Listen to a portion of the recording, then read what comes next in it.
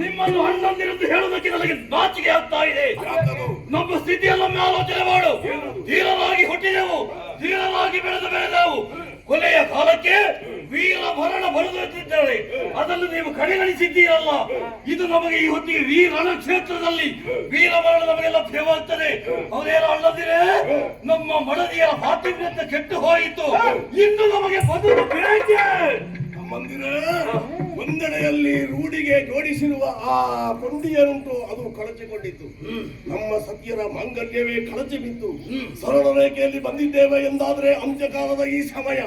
ಹಾಗಾದ್ರೆ ಅವರಿಗೆ ಶರಣಲ್ಲ, ವೀರವರ್ಣವನ್ನೇ ಕಾಣಬೇಕಾಗಿದೆ. ಮಾನವಲ್ಲ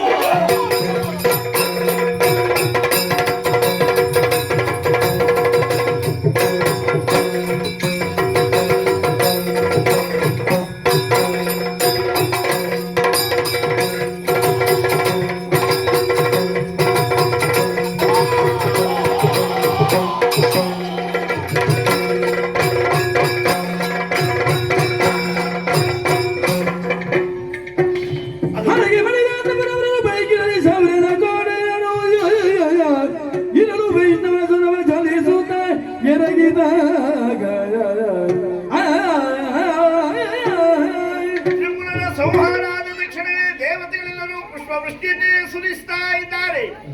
ಅತಿಯಾದರೆ ಅಮೃತವು ವಿಷವಾಗ್ತದೆ ಅನ್ನೋದಕ್ಕೆ ಈ ತ್ರಿಪುರರೇ ಕಾರಣರಾಗಿ ಹೋಗಿದ್ದಾರೆ.